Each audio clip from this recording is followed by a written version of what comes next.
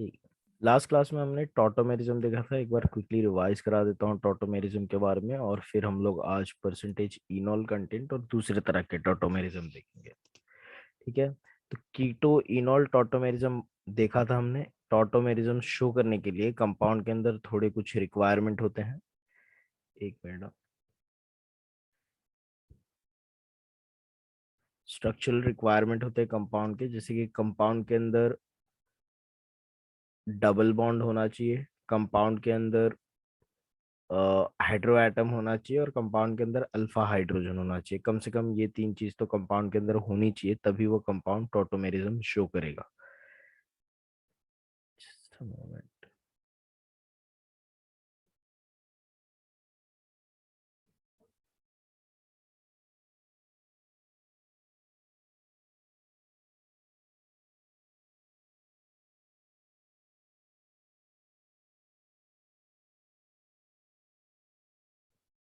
एक minute.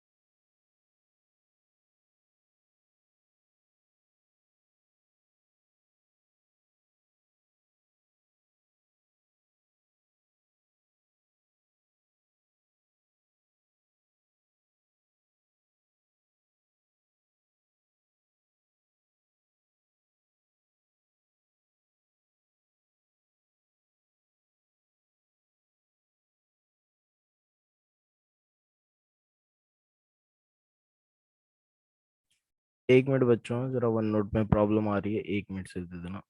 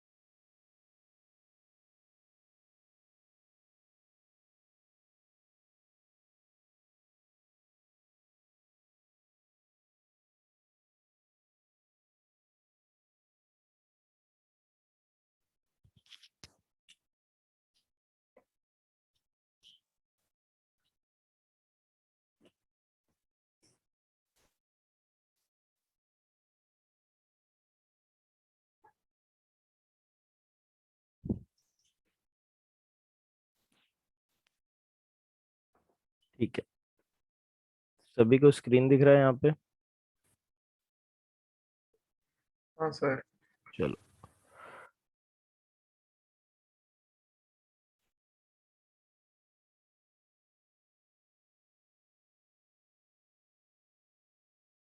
Tautomerism discuss कर रहा था मैं तुम लोगों के साथ। टॉटोमेरिज्म के लिए तीन रिक्वायरमेंट होता है। एक तो कंपाउंड के अंदर मल्टीपल बॉन्ड होना चाहिए।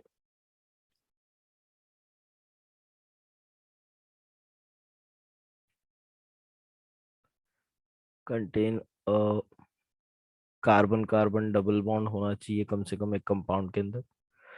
दूसरा हो जाता है उसके अंदर हेटेरो एटम होना चाहिए। हेटेरो एटम का मतलब क्या हो जाता है? कोई भी atom other than carbon and hydrogen is called hetero atom. जैसे कि ऑक्सीजन, नाइट्रोजन, सल्फर, ये कुछ एग्जाम्पल हो जाते हैं, ये हेटेरो एटम्स के कुछ एग्जाम्पल हैं। इसके अलावा कंपाउंड के अंदर अल्फा हाइड्रोजन चाहिए रहता है। Compound must contain alpha hydrogen.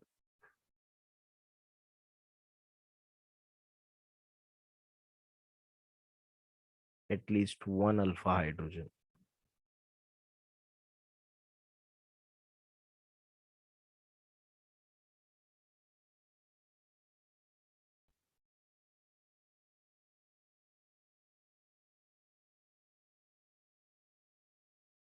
एक मिनट।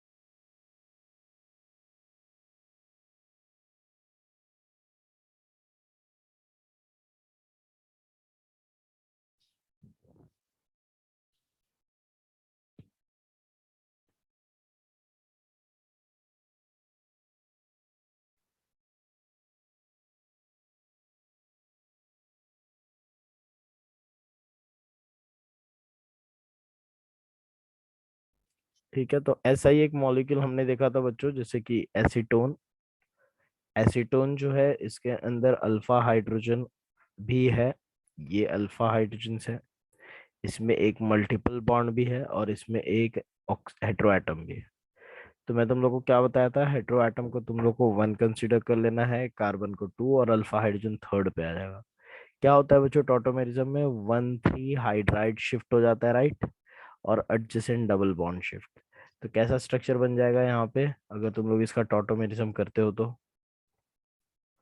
ये जो मॉलिक्यूल है कन्वर्ट हो जाएगा CH3COH double bond C, right. ऐसा कुछ स्ट्रक्चर बन जाता है। तो जिस भी मॉलिक्यूल में ये तीन रिक्वायरमेंट जो है वो पूरे हो जाते हैं, जैसे कि अल्फा हाइड्रोजन है, मल्टीपल बॉन्ड है, और हेटेरो एटम है, तो ज़्यादातर टॉटोमेरिज्म हो जाता है। अब याद रखना बच्चों, किस तरह के हाइड्रोजन टॉटोमेरिज्म में पार्टिसिपेट नहीं करते हैं। अल्फा हाइड्रोजन जो sp2 कार्बन के होते हैं, alpha hydrogen atom CsP2 carbon के और ब्रिडजिंग कार्बन के कभी भी टॉटोमेरिज्म में पार्टिसिपेट नहीं करते हैं। ठीक है, they do not participate in tautomerism, ये बात याद रखनी है।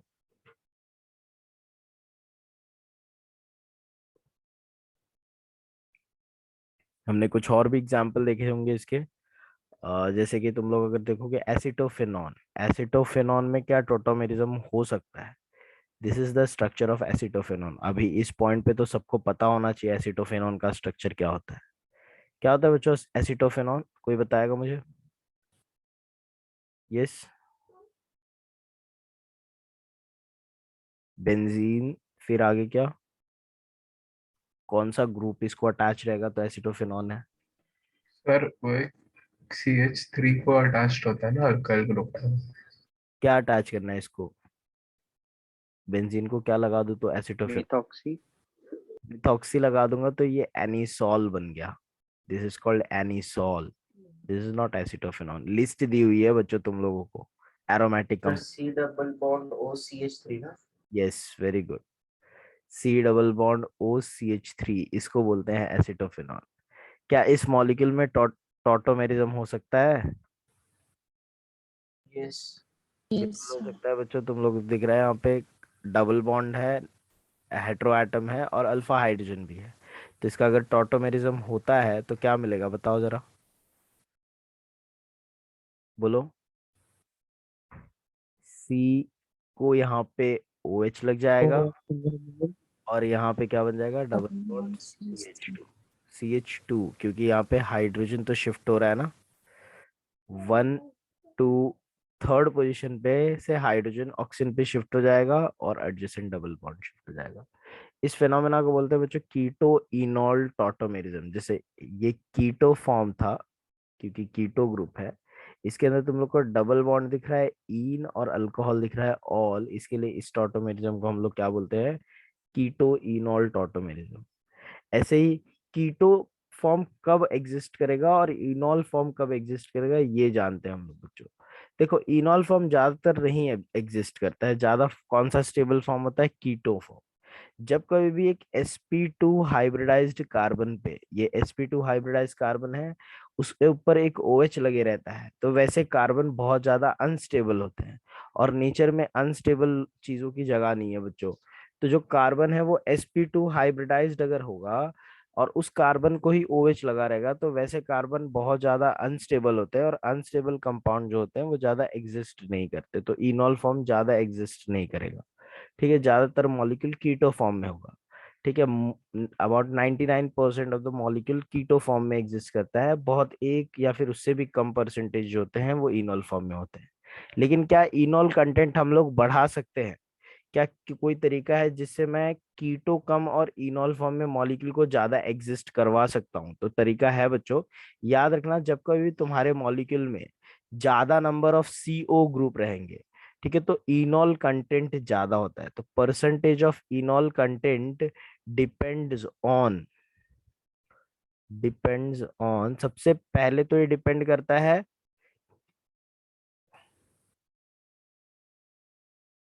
किस पे डिपेंड करता है बच्चों, number of percentage enol content is directly proportional to the number of CO और carbonyl group in your molecule। CO group कितने हैं? ऑल्सो परसेंटेज ऑफ इनॉल, अगर number of carbonyl group same है तो इनॉल कंटेंट उस डायरेक्टली डिपेंड करेगा number of alpha hydrogen के ऊपर, अल्फा हाइड्रोजन एटम्स पे। ठीक है, जैसे एग्जांपल से ये कॉन्सेप्ट समझते हैं हम लोग। जैसे कि मान लेते हैं हमारे पास एक मॉलिक्यूल है CH3 C double bond O, CH2 C double bond O H है। एक मॉलिक्यूल है मेरे पास CH3 CH2 C double bond O CH3, और एक मॉलिक्यूल है मेरे पास CH3 C double bond O CH2 C double bond O CH3। ये तीन मॉलिक्यूल है मेरे पास। क्या मुझे बता सकते हो कौन सबसे ज्यादा इनॉल फॉर्म में एग्जिस्ट करेगा? ये 1 है, ये थर्ड वाला। 2 है, ये 3 है। थर्ड वाला सबसे ज्यादा इनॉल फॉर्म में क्यों एग्जिस्ट करेगा भाई? सर वहां पर दो कार्बोनिल ग्रुप है और अल्फा हाइड्रोजन भी ज्यादा है उसमें। यस। हाँ अगर तुम लोग कंपेयर करो तीनों स्ट्रक्चर, तुम लोग को सबसे पहले ये पता चल जाता है कि सेकेंड वाला तो सबसे कम एग्जिस्ट करेगा, क्योंकि उसके अंदर सिर्फ एक ही कार्बोनिल ग्रुप है, जबकि फर्स्ट और थर्ड वाले में दो कार्बोनिल ग्रुप है। तो इसका मतलब ये हो जाता है फर्स्ट और थर्ड रिलेटिवली ज्यादा इनॉल परसेंटेज दिखाएंगे एज कम्पेयर टू सेकेंड वाले। क्या ये बात सबको समझ में आ रही है बच्चों? Yes, sir. यस। उसी तरह से तुम लोग को अब सेकेंड, फर्स्ट और थर्ड में डिसाइड करना है, तो वो तो कार्बोनिल ग्रुप के बेसिस पे नहीं कर सकते क्योंकि दोनों में तो सेम है। तो अपने को किस बेसिस पे डिसाइड करना पड़ेगा? Hydrogen atom. Number of alpha hydrogen atom पे। जो कि तुम लोग देख सकते हो पहले वाले में सिर्फ 5 अल्फा हाइड्रोजन है। कहाँ कहाँ पे अल्फा हाइड्रोजन? ये देखो, ये अल्फा हाइड्रोजन है, यहाँ पे अल्फा हाइड्रोजन वो होते हैं बच्चों जो अल्फा कार्बन से जुड़े हुए रहते हैं, और अल्फा कार्बन वो होते हैं जो फंक्शनल ग्रुप से डायरेक्टली अटैच्ड होते हैं। तो डायरेक्टली अटैच फंक्शनल ग्रुप से ये कार्बन है, ये कार्बन है, ये कार्बन है, ये कार्बन है, और ये कार्बन है।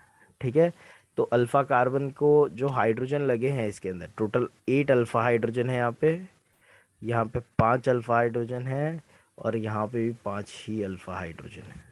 ठीक है, तो ये वाला जो है सबसे ज़्यादा तो थर्ड वाला एग्जिस्ट करेगा इनॉल फॉर्म में। ज़्यादा परसेंटेज होने का मतलब ये नहीं कि 100% इनॉल फॉर्म में एग्जिस्ट करेगा। ज़्यादा परसेंट ये मतलब अगर बाकी के मॉलिक्यूल 1-2%, 1% है, तो ये शायद 2 या फिर 3%, ये फिर भी अनस्टेबल है। ठीक है, बट रिलेटिवली ज़्यादा रहेगा। 3, फिर 1, फिर 2, यही होगा ना ऑर्डर? सही, राइट ऑर्डर देख लो। Yes sir.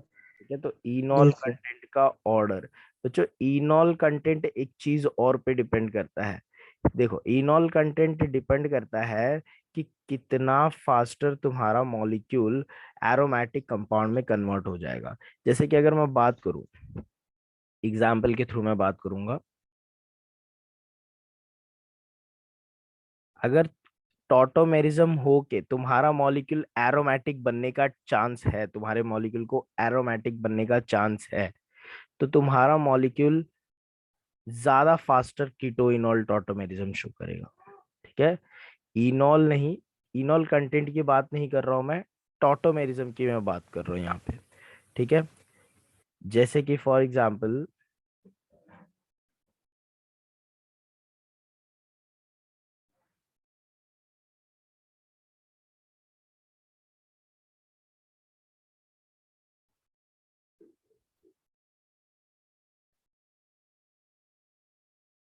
ये मॉलिक्यूल देखो बच्चों,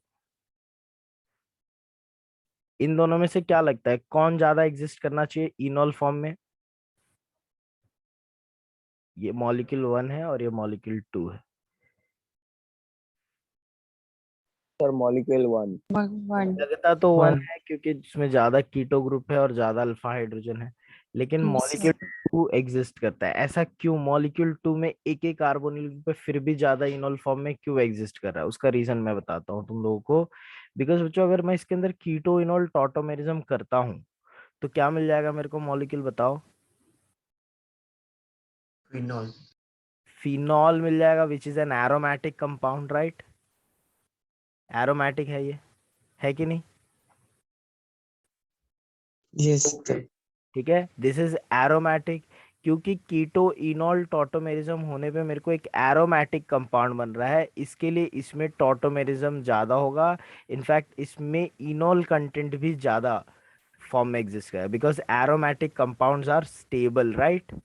एरोमेटिक सिस्टम जो होते हैं दे आर वेरी स्टेबल, और टॉटोमेरिज्म में इनॉल कंटेंट में वो ज्यादा एग्जिस्ट करेगा जो स्टेबल हो। यहाँ पे फिनॉल एक sp2 हाइब्रिड कार्बन से जुड़ा हुआ है, बट ये कार्बन, ये जो इलेक्ट्रॉन है जो रिंग में, वो एक जगह पे रुके हुए नहीं रहते बच्चों, घूमते रहते हैं। तो इसके लिए ये मॉलिक्यूल को एक्स्ट्रा स्टेबिलिटी मिलती है। This phenomena is called as resonance, जो हम लोग आने वाले क्लासेस में डिस्कस करने वाले हैं। ठीक है, तो यहाँ पे स्टेबिलिटी जो है वो एरोमेटिक कंपाउंड होने से आ रही है, क्योंकि ये मॉलिक्यूल टॉटोमेरिज्म शो करके इनॉल फॉर्म में एक स्टेबल कंपाउंड बना रहा है। इसके लिए यहाँ पे टॉटोमेरिज्म ज़्यादा होगा एज कंपेयर टू दिस। समझ में आया? तो कौन से कंडीशंस में टॉटोमेरिज्म्स इनॉल फॉर्म ज़्यादा एग्जिस्ट करते हैं? तो इनॉल कंटेंट कुछ कंडीशंस भी डिसाइड करते हैं, जैसे कि अगर तुम्हारे मॉलिक्यूल में टॉटोमेरिज्म होने से, जस्ट अ मिनट, एक मिनट,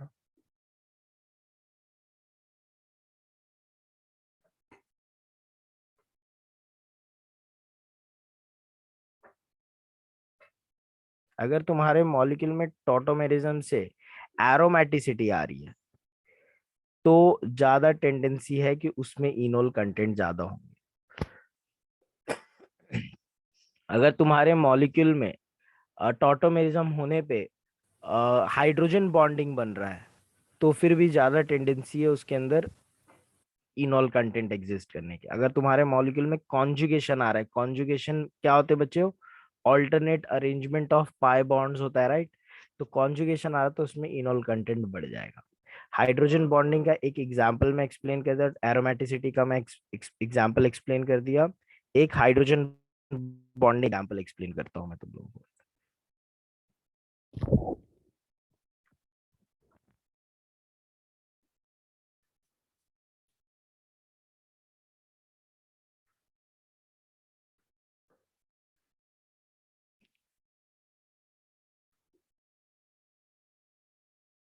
ये मॉलिक्यूल देखना,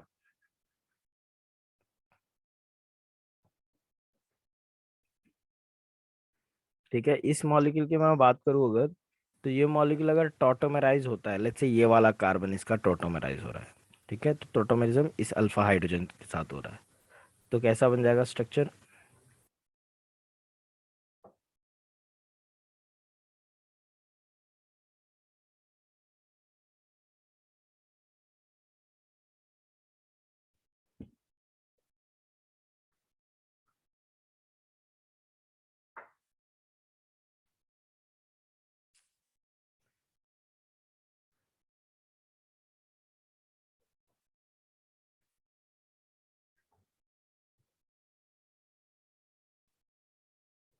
कुछ इस तरह का स्ट्रक्चर बन जाएगा, राइट?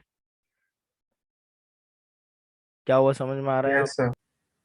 एच जो है, एक एच जो है अपना आपको इधर पे शिफ्ट कर दे रहा है और ए यहाँ पे शिफ्ट हो जा रहा है, टॉटोमेरिज्म हो रहा है यहाँ पे। ये कीटो फॉर्म था, ये इनॉल फॉर्म था। यहाँ पे जो इनॉल फॉर्म बन रहा है बच्चों, थोड़ा ज्यादा स्टेबल है। क्यों स्टेबल है? क्योंकि ये जो ऑक्सीजन है डेल्टा नेगेटिव होगा, ज्यादा इलेक्ट्रोनेगेटिविटी वजह से ये डेल्टा पॉजिटिव, और ये ऑक्सीजन ज्यादा डेल्टा नेगेटिव। इन लोगों में ऐसे हाइड्रोजन बॉन्डिंग हो सकती है। ये हाइड्रोजन बॉन्डिंग होके 6 मेंबर्ड रिंग बन रहा है ना बच्चों। 6 मेंबर्ड साइक्लिक रिंग जो होते हैं बहुत ज्यादा स्टेबल रिंग होते हैं। तो इसके लिए 6 मेंबर्ड साइक्लिक रिंग बनके इनॉल बनके ये sp2 हाइब्रिडाइज कार्बन को है एक तरीके से अनस्टेबल है, लेकिन दूसरे तरीके से ये हाइड्रोजन बॉन्डिंग के थ्रू ये मॉलिक्यूल स्टेबल है। तो इनॉल कंटेंट थोड़ा सा बढ़ जाता है। क्या बात समझ में आई सभी को? हाइड्रोजन बॉन्डिंग से इनॉल कंटेंट कैसे बढ़ रहा है? तो hydrogen bonding leads to formation of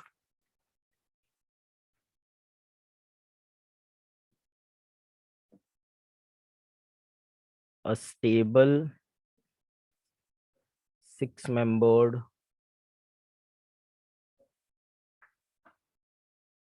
ring in enol form. Therefore, enol content is more. क्या बात समझ में आ गई सभी को? यस? कितने बच्चों को समझ में आ गई भाई? हाथ रेस करके बता दे जरा। चलो गुड, यस गुड। चलो बच्चों ठीक है। तो ये कंडीशन में भी बढ़ जाता है अगर कोई मॉलिक्यूल में कॉन्जुगेशन हो रहा है। कॉन्जुगेशन मतलब ऑल्टरनेट अरेंजमेंट हो रहा है। जैसे कि फॉर एग्जांपल ये मॉलिक्यूल देखो, डबल बॉन्ड है,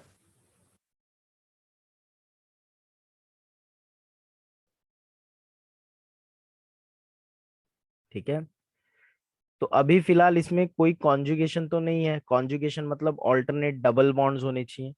ऑल्टरनेट डबल बॉन्ड में देखो, ये एक डबल बॉन्ड है, फिर सिंगल बॉन्ड, फिर दूसरी बार डबल। ऑल्टरनेटली नहीं है, दो सिंगल बॉन्ड के गैप पे डबल बॉन्ड है। तो अगर मैं इसमें टॉटोमेरिज्म करता हूं, लेट्स से ये वाले हाइड्रोजन के साथ, यहाँ पे अल्फा हाइड्रोजन होंगे ना, तो ये एक अल्फा हाइड्रोजन को मैं यहाँ पे शिफ्ट कर देता हूँ अगर, और एक अल्फा डबल बॉन्ड को यहाँ पे शिफ्ट हो जाएगा, तो क्या मिल जाएगा स्ट्रक्चर बताओ? इसके अंदर यहाँ पे OH बन जाएगा, सही बात है। यहाँ पे डबल बॉन्ड बन जाएगा, और एक डबल बॉन्ड तो यहाँ पे था ही। तो बच्चों तुम लोग देख सकते हो यहाँ पे OH, डबल बॉन्ड यहाँ पे और डबल बॉन्ड यहाँ पे। अब क्या कॉन्जुगेशन है? क्या all double bond alternately arrange है? देखो, double single double alternately arrange है कि नहीं है? पहले थे क्या ऑल्टरनेट अरेंजमेंट? पहले इस No, sir. मॉलिक्यूल में नो कॉन्जुगेशन, बट यहाँ पे अब क्या दिख रहा है बच्चों? ये कीटो फॉर्म है लेकिन कोई कॉन्जुगेशन नहीं है। और ये इनॉल फॉर्म है, but there is a conjugation here, conjugated है, ठीक है। और कॉन्जुगेशन आ रहा है, इसके लिए इनोल कंटेंट रिलेटिवली हायर होगा इसके अंदर as compare to keto form. क्या बात समझ में आ गई? तो 3 कंडीशन पे इनोल फॉर्म बढ़ जाते हैं। एक तो अगर मॉलिक्यूल तुम्हारा एरोमेटिक बन रहा है तो इनोल कंटेंट ज्यादा रहेगा, हाई इनोल परसेंटेज दिखता है इसमें। इसी ऑर्डर में दूसरा हाइड्रोजन बॉन्डिंग है अगर, तो ज्यादा हो जाता है, और तीसरा कॉन्जुगेशन अगर आ रहा है तो ज्यादा हो जाता है। क्या ये बात याद रहेगी सभी को? Yes? Yes, Yes, sir. sir. Yes sir. बढ़िया है सर फिर। थर्ड वाला क्या है? थर्ड वाला कॉन्जुगेशन है, ये वाला जो एग्जाम्पल एक्सप्लेन किया मैंने तुम लोगों को, कि अगर ओके मॉलिक्यूल ओके। में कॉन्जुगेशन आ रहा है, कॉन्जुगेशन मतलब ऑल्टरनेट डबल बॉन्ड्स आ रहे हैं, तो स्टेबिलिटी बढ़ जाती है इनोल कंटेंट की, और इसके लिए इनोल कंटेंट जो होता है ज्यादा एग्जिस्ट करता है, ठीक है। तो ये 3 एग्जाम्पल भी तुम लोगों को बता दिए। चलो बढ़िया है बच्चों। ये थे सारे स्ट्रक्चरल आइसोमर। अब बात करेंगे स्टीरियो आइसोमर्स की, ठीक है। एक काम करो बच्चों, सारे रीजॉइन करो तो स्टीरियो आइसोमर्स डिस्कस करेंगे। फटाफट रीजॉइन करो। सर हम लोग इंडक्टिव इफेक्ट पे थे। हाँ मैं बताया, तो मैं बोल रहा था कि अंधेरी बैच का सिलेबस थोड़ा पीछे है, तो हम लोग 1-2 क्लास में ओके डिस्कस ओके ओके। चलो रीजॉइन करो सारे बच्चे।